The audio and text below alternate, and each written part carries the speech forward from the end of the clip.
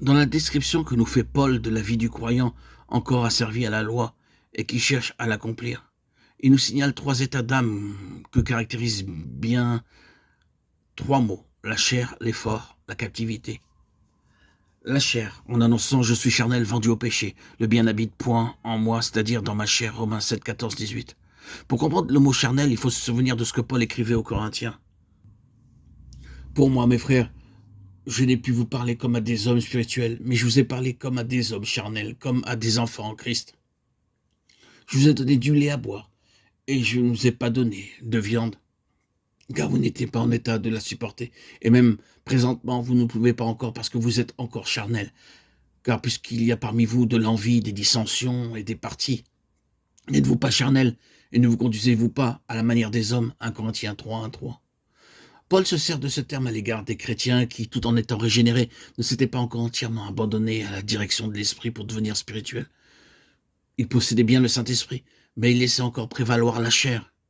Il y a donc une différence notable entre les chrétiens selon qu'ils peuvent être appelés charnels ou spirituels, c'est-à-dire selon que la chair ou l'esprit prévaut en eux. Tant que par une raison ou l'autre, ils ne réalisent par le puissant affranchissement de l'esprit et que par conséquent, ils continuent à lutter par leur propre force. Ils ne peuvent pas devenir spirituels. Paul décrit ici l'homme régénéré tel qu'il est par lui-même. Il vit par l'esprit, mais il ne marche pas selon l'esprit. Galates 5, 25. Il a bien reçu en lui un esprit nouveau, Ézéchiel 36, 26. Mais il n'a pas encore saisi que l'esprit même de Dieu doit habiter et régner dans son esprit pour être la vie de sa vie. Il est donc encore charnel. Quant à l'effort, nous le trouvons décrit par ces mots. J'ai bien la volonté de faire ce qui est bon, mais je ne trouve pas le moyen de l'accomplir. Romains 7, 18. Paul multiplie les termes pour démontrer clairement le pénible état d'incapacité dans lequel reste l'homme tant qu'il est sous la loi, recourant à ses efforts pour l'accomplir. Je ne fais pas le bien que je voudrais faire, mais je fais le mal que je ne voudrais pas faire. Romains 7, 19. Vouloir et ne pas pouvoir, tel est le service de Dieu, selon les anciennes prescriptions de l'être. Et avant la Pentecôte, l'esprit est prompt, mais la chair est faible.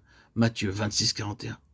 L'esprit renouvelé de l'homme a bien accepté la volonté de Dieu et consenti à l'accomplir, mais il ne connaît pas encore la force qui lui en donnerait la faculté. La présence de l'Esprit de Dieu habite en lui. Pour ceux au contraire qui savent ce que c'est que de vivre par l'Esprit, Dieu produit en eux le vouloir le faire, Philippiens 2, 13. Ces chrétiens peuvent dire « Je puis tout par Christ qui me fortifie », Philippiens 4, 13. Ceci ne devient possible que par la foi et par le Saint-Esprit. Tant que le croyant n'est pas réellement affranchi de la loi et de son... L'homme qui fera ces choses vivra par elles. Lévitique 18, 5, Romains 10, 5. Il voit alors ses efforts pour faire la volonté de Dieu sans cesse arrêtés par de fréquentes chutes. Il pourra bien intérieurement faire ses délices de la loi de Dieu, mais toujours il manquera de force pour l'accomplir.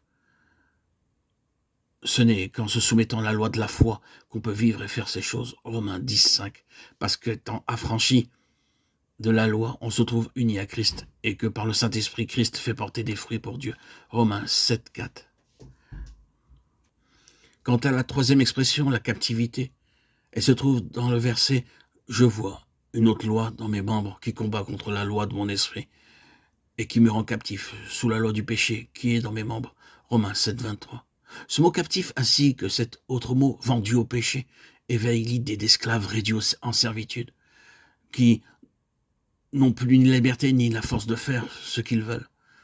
Ceci nous rappelle ce que Paul avait dit au commencement de ce chapitre, que nous sommes délivrés de la loi, et nous indique aussi ce qu'il va dire au chapitre suivant, que la loi de l'esprit de vie, qui est en Jésus-Christ, nous a affranchis de la loi du péché et de la mort. Romains 8, 2. Impossible d'accepter et d'éprouver pleinement la liberté offerte à notre foi, et qui nous a franchis en Christ, tant qu'il reste en nous quelques vestiges d'esprit légal. Ce n'est que par la présence en nous de l'esprit de Christ que peut avoir lieu ce complet affranchissement. Comme pour la vie sous la loi, de même pour la vie dans un esprit nouveau. Il existe un double rapport objectif ou extérieur et subjectif ou individuel.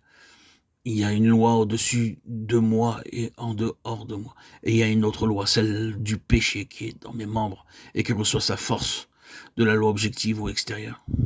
Or, quand je suis affranchi de la loi, la liberté est offerte à ma foi objectivement en Christ. mais aussi une possession subjective et individuelle de cette liberté que je ne puis obtenir dans toute sa plénitude et sa force que si l'Esprit vient habiter et régner dans mes membres, précisément comme le faisait auparavant la loi du péché. C'est là seulement ce qui peut changer la plainte du captif. Misérable que je suis, qui me délivrera de ce corps de mort? En un chant de victoire, celui du racheté, je rends grâce à Dieu par Jésus-Christ notre Sauveur. La loi de l'Esprit de vie m'a affranchi. Romains 7, 24, 25, 8, 2.